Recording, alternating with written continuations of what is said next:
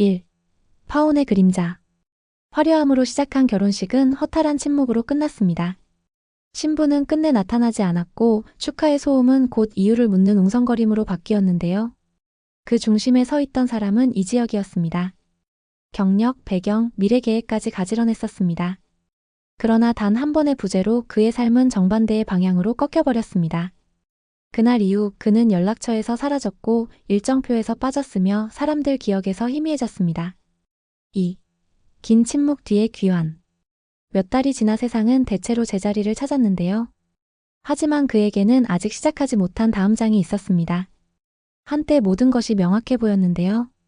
결국 이지혁은 조용히 한 곳으로 돌아왔습니다.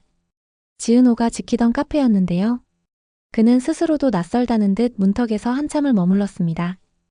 한쪽 손은 주머니 속으로 숨어들었고 다른 손은 의자 등받이를 스치며 멈췄습니다.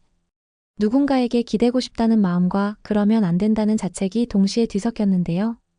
결국 그는 말 대신 표정과 동작으로 잠시 머물 자리를 청하는 듯 했습니다. 지은호의 눈에는 그 태도가 곧장 꿰뚫려 보였습니다. 책임은 비껴가고 위로만 남겨두려는 모양새처럼 느껴졌습니다. 그녀는 오랜 시간 내키지 않는 감정을 마주해왔고 이번에도 스스로를 먼저 지키는 편이 낫다고 생각하기 시작했습니다. 지은호는 마침내 결심을 드러냈습니다. 카페라는 공간을 더는 누군가의 도피처로 허락하지 않겠다는 뜻, 그리고 자신도 더는 같은 자리에서 흔들리지 않겠다는 뜻이었습니다. 그 결심에는 6년의 시간이 눌려 있었습니다. 수차례의 고백이 돌아서던 뒷모습, 그 뒤에 이어졌던 체념, 그리고 재벌가와의 혼인이 오르내리던 소문까지 한꺼번에 납작해져 한 문장의 무게로 떨어졌습니다. 그녀는 스스로의 마음을 지키겠다고 이번에는 똑바로 결론을 세우기로 했습니다. 결심을 내놓는 순간 손끝이 가볍게 떨렸습니다. 후회가 아니라 확답의 떨림이었는데요. 여기까지만.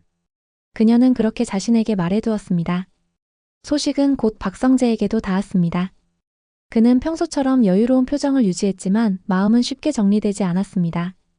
지은호는 그에게 특별한 사람이 되어가고 있었고 그래서인지 그녀의 상처가 더 크게 다가왔습니다. 성재는 지은호에게 스스로를 지키는 편이 옳다고 그만두어도 괜찮다고 그 선택이 약함이 아니라 단단함이라는 점을 분명히 해주고 싶었습니다. 말 대신 행동과 연락, 일정 관리로 보호의 신호를 보냈습니다. 그 순간을 멀찍이 지켜본 이지혁은 미세한 위기감을 느꼈습니다. 평생의 절친이라 관계가 견고하다고 믿었는데 그 견고함 위에 새로운 감정이 내려앉는 장면을 처음 목격했기 때문이었습니다. 우정의 표면은 매끄러워 보였으나 밑면에서부터 아주 가느다란 금이 번져가고 있었습니다. 집안에서는 또 다른 균열이 진행되고 있었습니다. 이지혁의 아버지 이상철. 성실과 책임으로 버텨온 세월은 분명했는데요. 정년퇴직 이후 현실은 무심했습니다. 수십 장의 이력서는 답장을 받지 못한 채 쌓여갔습니다. 그는 생애 처음으로 무력감을 크게 느꼈습니다. 그래도 가장으로서 가족의 중심을 지키려 했습니다. 남편으로, 아버지로, 아들로서 말이죠. 그런 상황에서 한 제안이 도착했습니다. 집을 담보로 삼아 수익을 기대할 수도 있었지만 실패하면 되돌릴 수 없는 손실을 남길 수 있는 거래였습니다.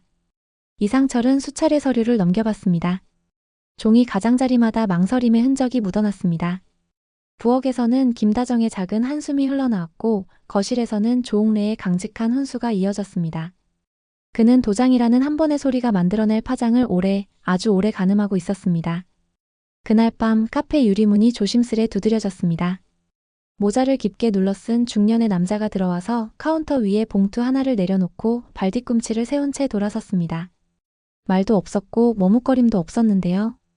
남겨진 건 봉투와 묘한 공기뿐이었습니다. 봉투 겉면에는 단 3글자 이지혁. 지은호는 그 글자를 한참 바라봤습니다. 처음엔 호기심, 이어서 경계, 마지막에는 불길한 예감이 가득 차올랐습니다. 봉투는 손에 쥐면 의외로 가벼웠지만 존재는 무거웠습니다.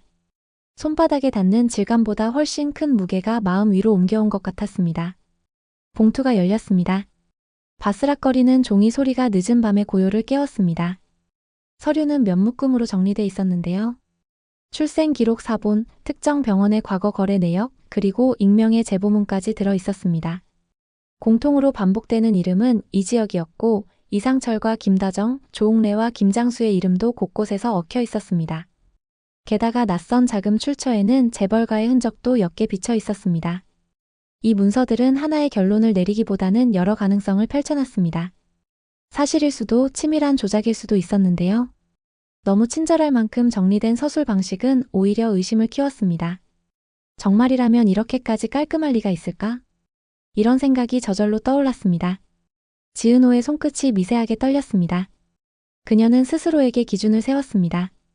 내용이 사실이라면 관계를 정리하겠다고, 거짓이라면 억울하게 무너지는 사람을 지켜야겠다고 말이죠. 6년의 감정이 단번에 가라앉지는 않았습니다. 사랑과 상처는 서로 잘 섞이는 감정이 아니라 번갈아 부딪히는 성질이었거든요. 지은호는 과거의 기억을 마음속 서랍에서 하나씩 꺼내보고 그 위에 현재의 서류를 포개어봤습니다. 결과는 쉽게 나오지 않았습니다. 그래서 그녀는 결론보다는 과정을 선택하기로 했습니다. 사실 확인부터 하자. 감정보다 절차가 더 힘을 가질 때가 있다는 걸 이번만큼은 믿어보기로 했습니다. 이지혁의 표정은 서류를 넘길수록 옅어져 갔습니다. 결혼식 파탄 때 느꼈던 수치심과는 달랐습니다. 이번엔 자신이 외면해왔던 과거가 문장과 숫자의 형태로 눈앞에 돌아와 멈춘 느낌이었는데요. 그는 도망치고 싶다는 본능과 멈춰서 확인해야 한다는 이성 사이에서 잠시 흔들렸습니다. 하지만 결국 아주 늦게라도 책임을 향해 몸을 돌려야 한다는 사실을 받아들였습니다. 스스로도 알고 있었습니다. 그간의 선택이 타인에게 어떤 그림자로 남았는지. 이제는 확인하고 해명하고 필요하다면 사과해야 했습니다. 그의 호흡은 천천히 정돈되기 시작했습니다. 박성재는 처음부터 서류의 결을 훑었습니다. 지나치게 정돈된 문장, 설명이 과한 도표, 의심을 유도하는 부호들. 그는 조작 가능성을 가장 먼저 떠올렸습니다. 그는 도움을 제안했습니다. 법무 라인을 통해 원본의 출처와 이동 경로, 도장의 중복 여부, 서명의 필압 같은 흔적들을 추적하겠다고 마음먹었습니다. 겉으로는 침착했지만 속으로는 더 복잡했습니다. 지은호를 보호하고 싶은 마음, 친구를 지켜야 한다는 의리, 그리고 관계의 균열에서 새로 열린 문을 보고 싶지 않다는 욕망. 그는 욕망을 경계하면서 의리를 택하려 했습니다. 그 선택이 언젠가 또 다른 균열을 낳을 수 있다는 걸 누구보다 잘 알면서도 말이죠. 문서 사이에서 작은 단서가 튀어나왔습니다. 오래된 병원 기록 옆에 메모처럼 적힌 후원 거래 내역, 그 옆에는 일부가 가려진 계좌 기록이 있었습니다. 날짜는 이지혁 출생 무렵과 가까웠는데요. 단서는 확정적인 건 아니었지만 몇 개의 점을 잇기에는 충분했습니다. 재벌가의 이름이 스쳐가고 두 집안 어른들의 이름이 같은 문단에 나오는 대목은 우연이라 보기 어려웠습니다.